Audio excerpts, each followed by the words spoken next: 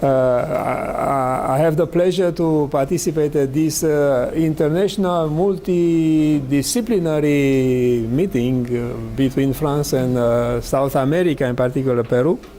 Invited by Professor Montoya that visited me this week, and then we had other discussion about physics in general, nuclear physics. And now I am here to talk about different things. As you see, subatomic physics. We go from the atoms to the nuclei, which are within these atoms. And from basics to applications. Then I will talk about some basic physics and about applications to, in particular, one of the applications to the cultural heritage. Then, as you see, the two things are this one and chirality in nuclei. I will start with the first one then. It is an activity that I performed some 10 years ago when I've been in Italy, because I moved to France 10 years ago.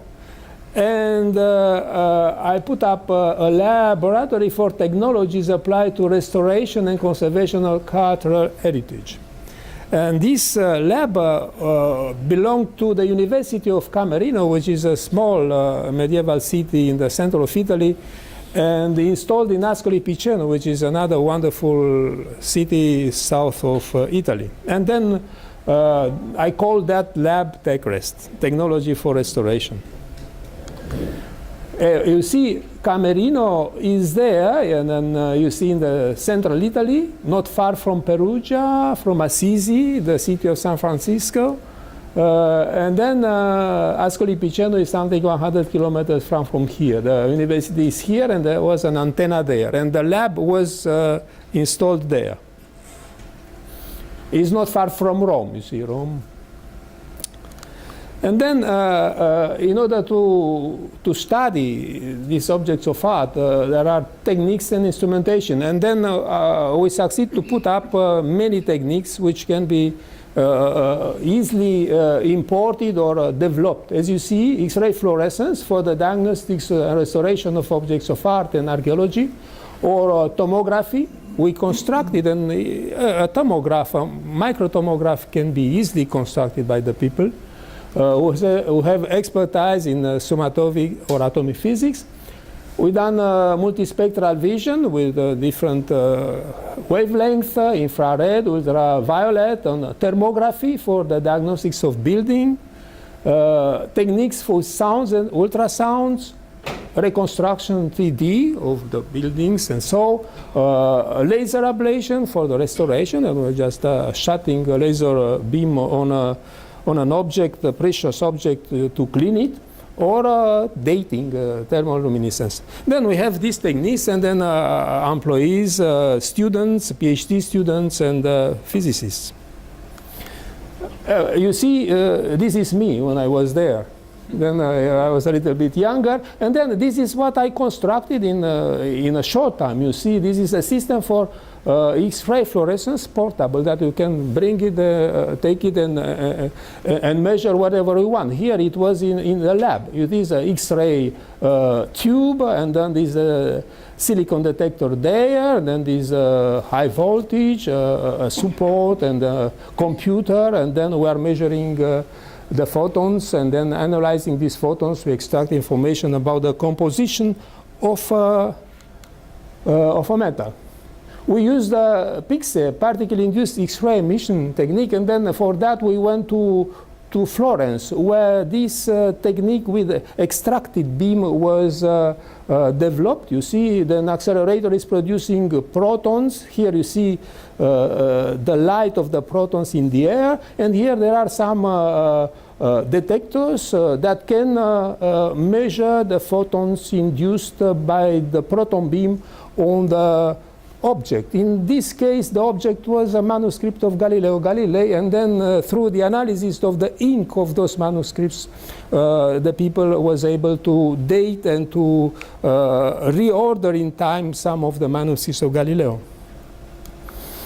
And then what we have done a study of glazed terracotta, as you will see, in this monastery of Renacavata, which is not far from Camerino. It's a convento, as we call it in Italy, in which there was this kind of very nice pala d'altare, we call it, with Madonna, with Bambino, San Francisco, Sant'Agnese. And then here in the predella, as we call it, there is a scene which was very similar to a big other glazed terracotta in a city which was something like 50 kilometers, 100 kilometers far from Camerino, in Città di Castello. And then the aim of the study was to scientifically assign this masterpiece to an artist. Because it was not clearly attributed to an artist. And I observed that this scene was very similar to that one. That one was well assigned, and we said if we were able to determine the composition of the pigments used in this masterpiece, and then also in that one, if they are similar one to the other, then we can scientifically clearly say that this one belongs to this Santi Buglioni and not to Mattia della Robbia, where there is another school of terracotta which could be a possible assignment. And then you see, if we make a zoom on that, we see that San Francisco receiving the stigmats, which is here, and then we see the monastery of Assisi somehow, and you see they were very similar. That one belonged to well attributed terracotta, that one was to be done. And then what we have done, we took samples of the different pigments and then went with them at Florence and then analyzed with this Pixie method and determined the composition of the pigments. Voilà. Then, in order to make a comparison with some other composition of other paintings, we went in another city, Monte Cassiano, which was on the Adriatic Sea, in which there exists another terracotta made by the school of Della Robbia, Mattia della Robbia, which we were dating. And then we took also samples from that one, of different colors, green, blue, and so on. And then what we have done, we extracted with this technique the concentration. You see the concentration of silicon, lead, tin on the different terracotta. So Monte Cassiano, Renacavata, Città di Castello. And as you see, there was some difference here, for example, in this terracotta of Monte Cassiano, the concentration of silicon was larger than the other two, which were very similar. Here was smaller, here was smaller. And then we for example, do 2D plots on silicon and tin. As you see, these two are different from that one. If you go to another kind of you see the distribution of iron in the green and yellow pigments. You see also again that this terracotta of Mattia della Robbia had a concentration of iron much smaller than those of the other two. And based on that, we said that there is another graph also. We said that yes, this terracotta of Renacavata, close to Camerino, has the same elemental concentration that of Città di Castello, which was done by Santi Buglioni. Then we said, okay, this is Santi Buglioni. Voila. And then, in addition to that, in fact, I remember, in addition to that, based on the content of arsenic, we also succeed to date this masterpiece of Santi Buglioni at around 1530. And then this is a kind of applied physics, different methods to cultural heritage in particular. And now I will switch to the other subject of my talk, which is the present activity that I am doing, which is basic research and related to the nuclei. And in particular, this kind of exotic collective motion, which is chirality. Then chirality, first of all, let me show you that this kind of study is done in a large collaboration all over the world, including China, Germany, Finland, Sweden, South Africa, Canada, Italy, Poland, Hungary, and in different setups which are in the different labs in these countries, like this Agatha is a very sophisticated and state-of-the-art detector for photons emitted by nucleus, which is installed in Ganil, close to Cannes in France. This Eurogam, another array of germanium semiconductor detectors to measure photon, which is in Jyväskylä in Finland, Galileo in Legnaro, close to Padova, Griffin in Triumph, Gamma Sphere, Argonne, and so on. Then this has to tell you that it is not easy to study these kind of things which are interesting today. The chiral mode, what it is in nuclei, it is a dynamic phenomenon. Chirality, it exists in nature. You see, it is related to the left-right asymmetry, or to the chirality of DNA, or the chirality in the molecules. You cannot superpose by a simple rotation a kind of molecule. Here in the nuclei, how we're modeling them is something like a triaxial body, like this one, and which is the core of the nucleus, and some nucleons, the valence nucleons, one or two, which are more important, which are turning around. And depending on the specific nucleus, you can find one nucleon which is rotating like that, has the angular momentum up.